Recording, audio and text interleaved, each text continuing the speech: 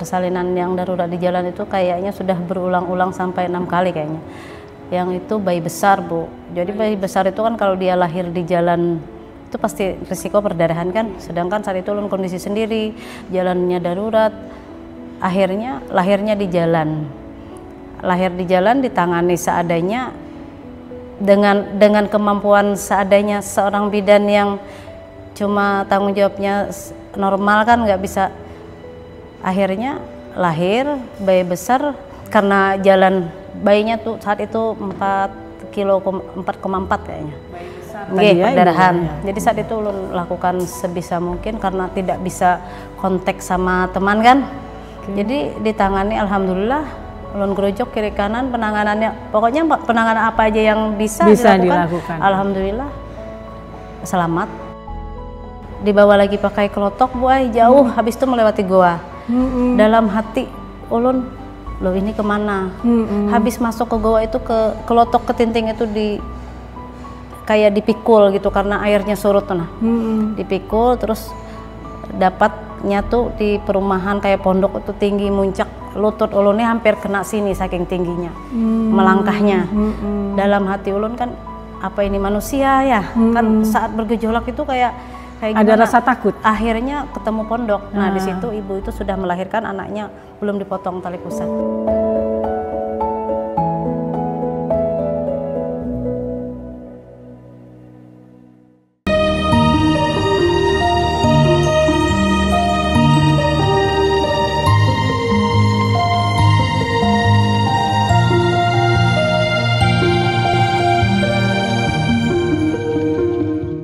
Assalamualaikum warahmatullahi wabarakatuh. Pemirsa, jumpa lagi bersama saya Susan di episode berbagi kisah.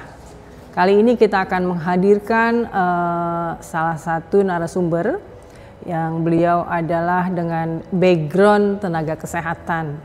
Tenaga kesehatan atau nakes adalah orang-orang yang secara profesional memberikan pelayanan kesehatan setelah menempuh pendidikan dan pelatihan formal dalam disiplin ilmu tertentu. Menurut Undang-Undang Nomor 36 Tahun 2014 tentang tenaga kesehatan adalah setiap orang yang mengabdikan diri dalam bidang kesehatan serta memiliki pengetahuan dan atau keterampilan melalui pendidikan di bidang kesehatan yang untuk jenis tertentu memerlukan kewenangan untuk melakukan upaya kesehatan. Pemirsa, berbagi kisah perjuangan dan dedikasi bidan di desa terpencil. Kali ini kita akan menghadirkan salah satu tenaga kesehatan. Beliau adalah berprofesi seorang bidan. Ibu Asia, selamat datang di acara berbagi kisah kita pada hari ini. Bagaimana kabarnya Ibu? Alhamdulillah baik Bu. Baik Ibu. Ibu kalau boleh tahu status profesi Ibu dan kemudian PNS atau bagaimana bisa Ibu ceritakan kalau sedikit? Kalau status ulun Bu sekarang tuh sudah P3K yang P3K. Diangkat di 2004. Baik. Nggih, dulu ulun bertugas kan sudah selama 11 tahun. 11 tahun. Nggih, jadi 10 tahun belakangan itu masih PTTD, kontrak daerah dari Dinas Kesehatan. Jadi dari awal Ibu bertugas sampai sekarang itu sudah 11 tahun? 11 tahun Bu, terhitung dari Februari di 2024. Baik Ibu. Sekarang berarti tugas di? Desa Hegarmana, Puskesmas Panaan. Hegarmana, Puskesmas Panaan. Okay. Nah Ibu bisa diceritakan kira-kira berapa lama waktu tempuh dari desa Hegarmana ke rumah sakit seandainya Ibu merujuk pasien?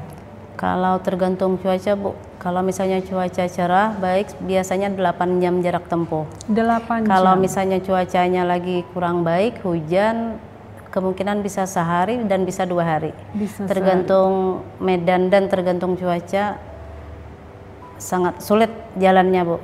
Oh, jadi tergantung jadi kalau cuaca, misalnya cuacanya tidak bagus ya bisa hampir 2 hari. Kalau misalnya pagi dari sana mungkin pagi besok baru nyampe rumah sakit, misalnya ada rujukan ke rumah sakit. Kalau ke Puskes Panaan itu ada jalan alternatif lewat Ketinting. Di situ kami dari desa harus lewat off-road dulu, hardtop, habis itu masuk ke Ketinting, dari Ketinting itu sekitar 2 jam perjalanan baru sampai ke Puskes Panaan. Oh, Ketinting itu perahu Bu ya? Perahu kecil ya? Perahu kecil. Oke, baik Bu. Jadi sejak kapan tadi Ibu bertugas penempatan pertama? 2015. 2015 sampai sekarang. Nah sekarang mungkin pemirsa mau tahu apa saja tugas-tugas dari bidan desa itu yang Ibu?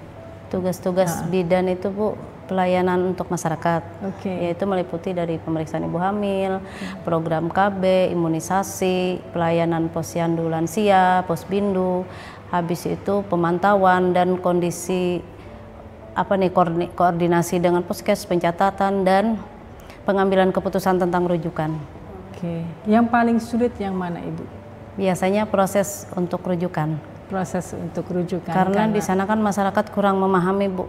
Kenapa kami merujuk itu kan otomatis kan karena ada penapisan. Mereka di sana maunya tuh nggak kemana-mana, di sana saja. Padahal kan di sana saja itu untuk penanganan persalinan itu yang fisiologis yang normal. Kalau sudah persalinan itu mengarah ada ke gawat daruratan, biasanya ulun tuh kan mengambil keputusan tuh merujuk itu sedini mungkin. Karena kan jarak tempuh. Jadi di proses ulun melakukan pemeriksaan atau pemantauan dari persalinan itu, yang ulun jelaskan dulu tentang risiko kepada keluarga. Kalau keluarganya bersedia atau mengerti tentang maksud ulun, mereka bisa mengambil keputusan itu sesuai dengan keputusan kami di puskes, jadi biasanya tertangani cepat. Baik Ibu, pemirsa kita akan melanjutkan ke segmen kedua. Dengan tangan yang terampil dan hati yang penuh kasih, tenaga kesehatan menjadi garda terdepan dalam menjaga kesehatan masyarakat. Tetap di sini dan kita akan melanjutkan nanti di segmen kedua.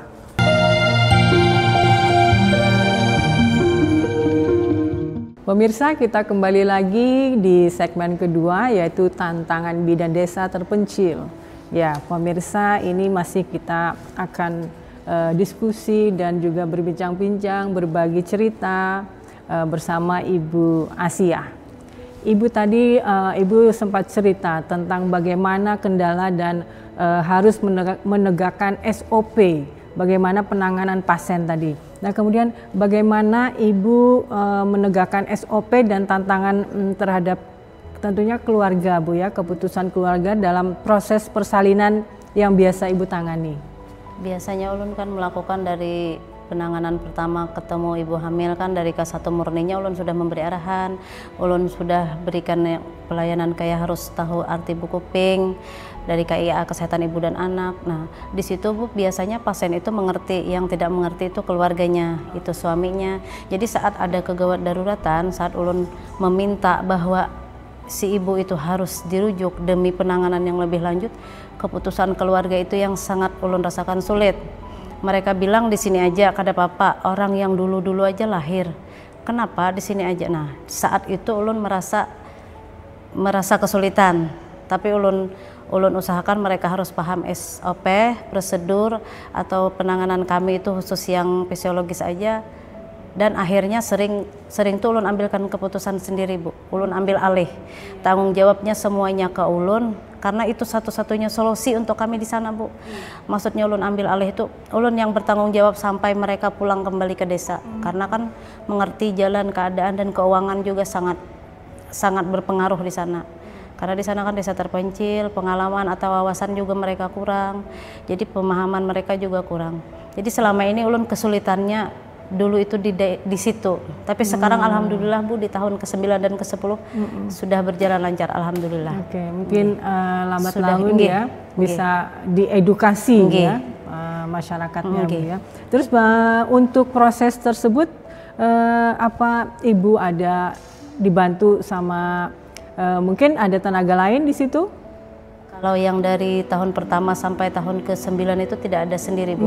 Ulun diperan sama dukungan suami, ulun sendiri, dan ulun yakin setiap niat kita untuk yang keselamatan mereka itu ada jalan gitu. Oke.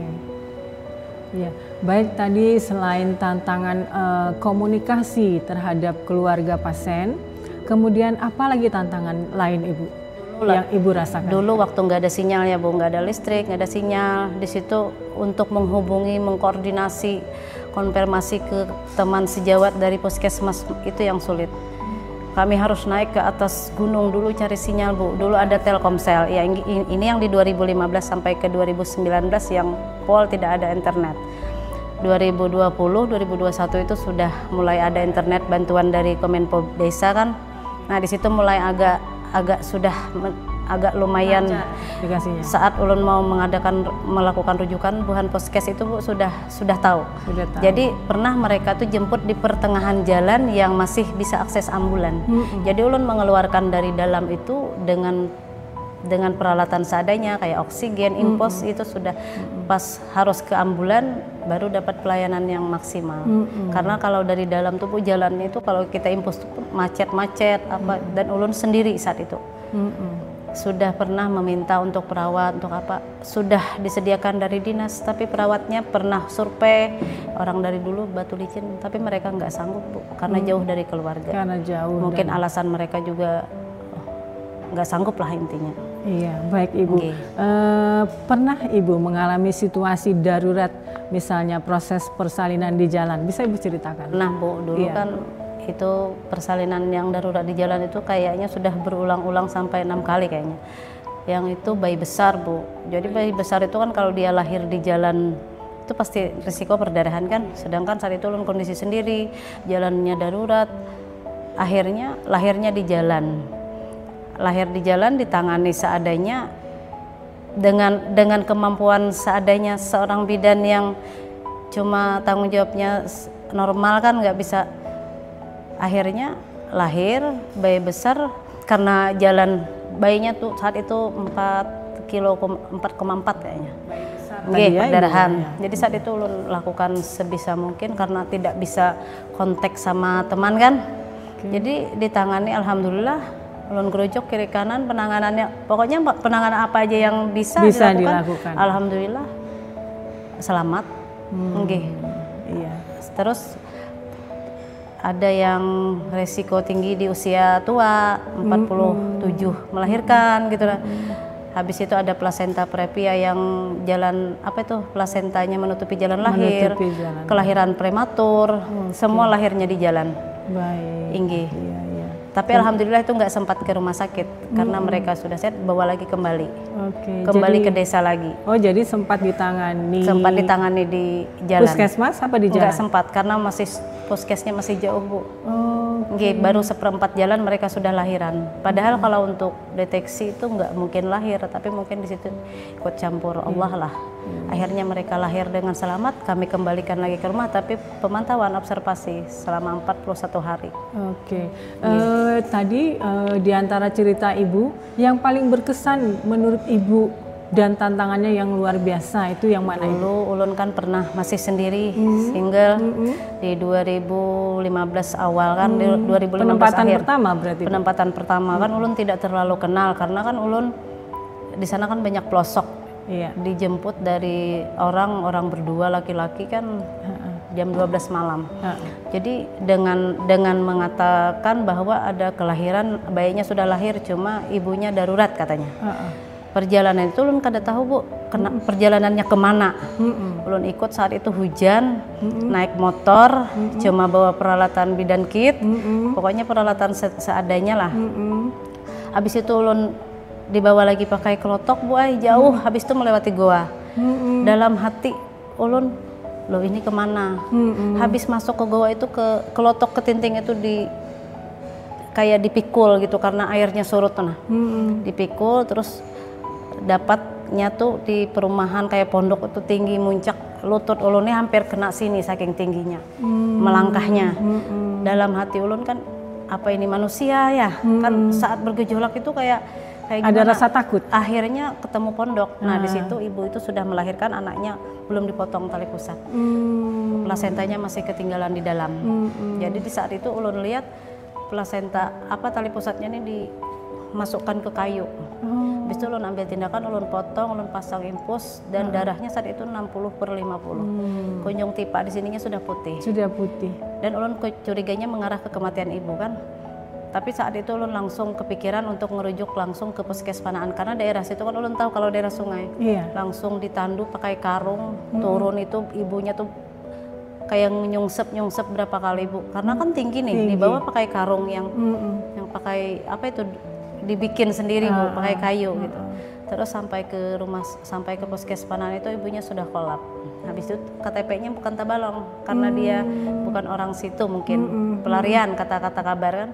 Anaknya tuh gendong di Ketinting. Habis itu ibunya itu dirujuk langsung dari Puskes ke rumah sakit Tamiang dulu. Jadi saat mereka pergi proses ke penanganan, ulun malah ditinggali di titip bayi yang ulun gak kenal. Sedangkan bayi itu baru lahir. Nah saat itu ulun tuh merasa kayak gimana, teringat, makanya selalu merasa sekarang sudah kelas 2 SD bayinya. Masih sudah pindah ke tempat kami ke Hegermanah, nggak tinggal di dalam lagi. Oke, baik Ibu. Pemirsa, luar biasa ya pengalaman Ibu Bidan Asia yang berada di desa terpencil. Baik pemirsa, kita akan memasuki segmen ketiga. Di balik setiap senyuman pasien yang sembuh ada dedikasi dan kerja keras tenaga kesehatan yang tak kenal lelah. Saksikan terus di segmen ketiga.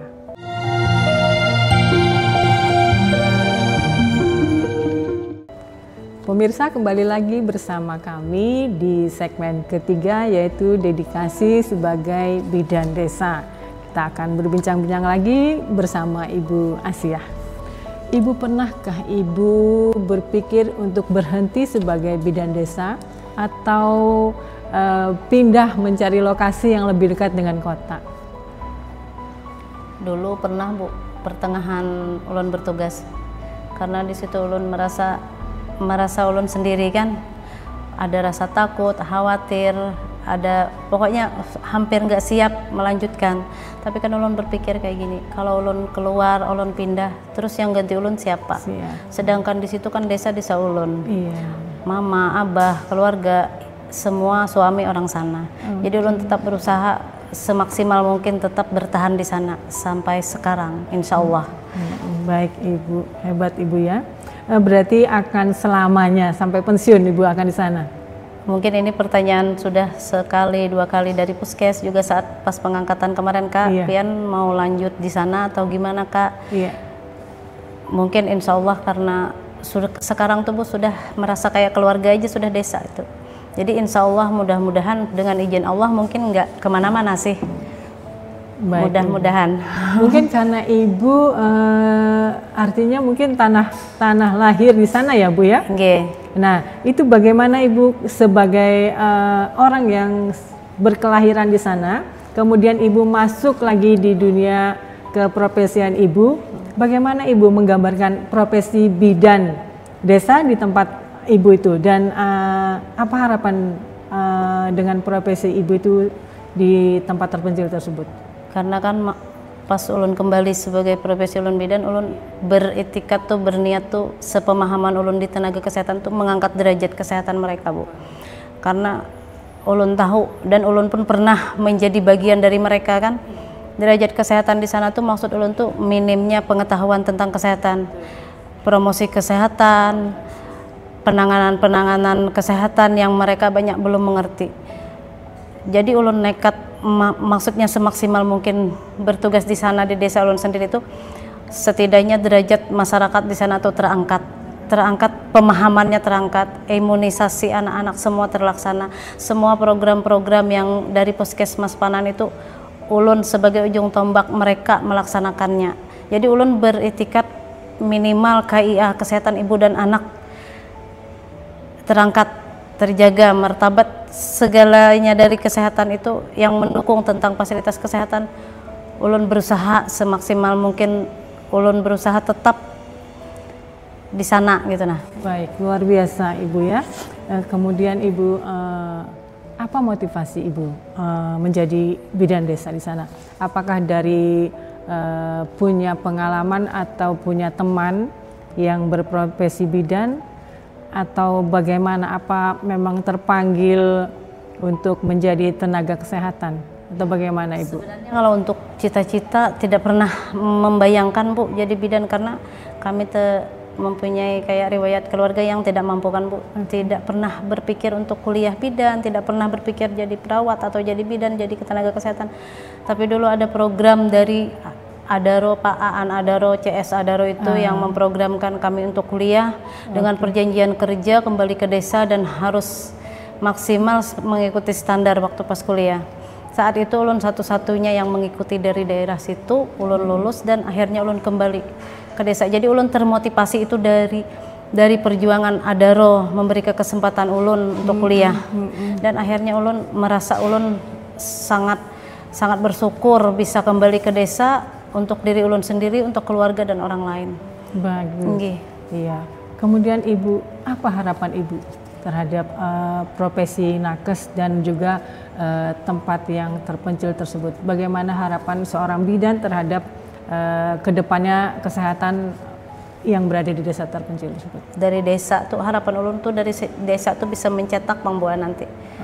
Maksudnya tuh mereka ada termotivasi menjadi bidan, anak-anak mereka tuh akhirnya ada kawan bahasa ulun tuh yang melanjutkan, karena di desa itu kan 11 tahun ulun sendiri Bu, tidak ada yang hendak sekolah, maksudnya nggak ada yang mau berusaha sekolah. Maksud ulun tuh kayak apa caranya dengan zaman sekarang yang sudah digitaliskan, yang sudah modern, bukan kayak ulun dulu kan siapa anak orang desa Bu ke kota kayak apa. Kalau sekarang tuh kan sudah modern lah. Maksud ulun tuh orang tua dari mereka tuh kan anaknya ada yang masih SMA dapat. Jadi harapan ulun tuh terciptanya tenaga kesehatan lagi. Jadi minat Bu ya. Minat masyarakat untuk melanjutkan peran seorang bidan gitu untuk menempuh pendidikan di kesehatan ya Bu ya. Iya Ibu, ini pertanyaan kita terakhir.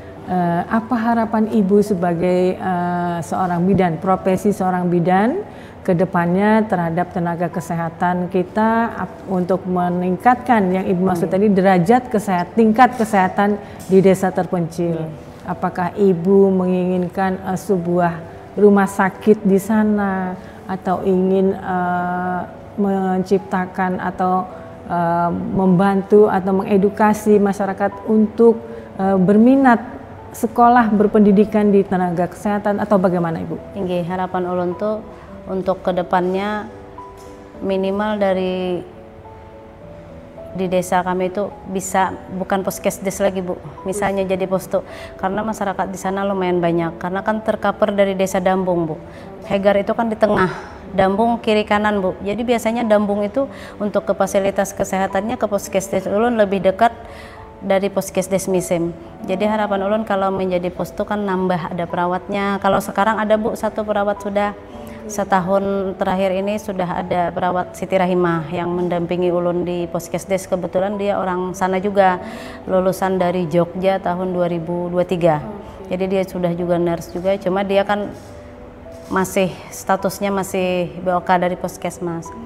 Jadi harapan ulun ya minimal ada posto, ada menambah tenaga medis atau tambah dokter apalagi di sana untuk menemani kami di sana Bu. Mungkin penambahan tenaga kesehatan Bu ya, baik medis maupun non medis mungkin ya. Baik, mungkin ada lagi Ibu harapannya?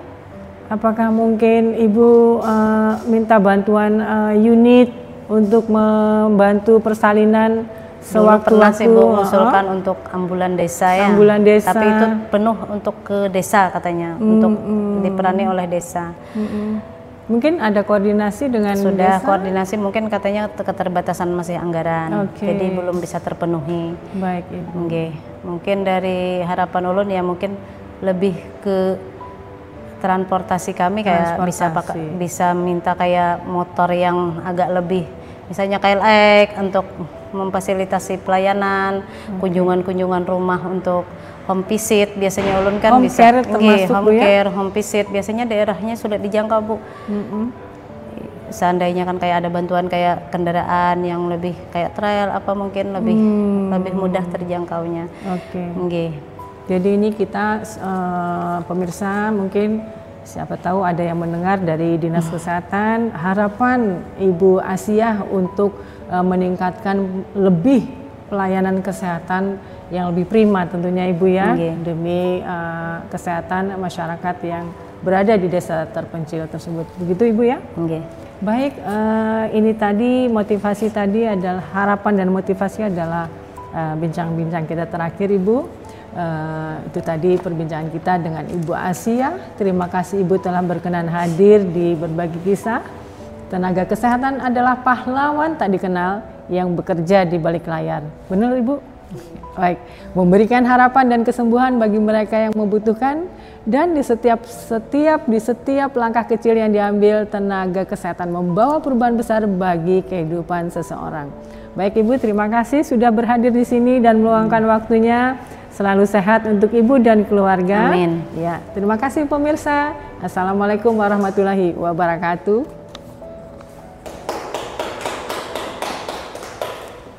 Terima kasih Ibu.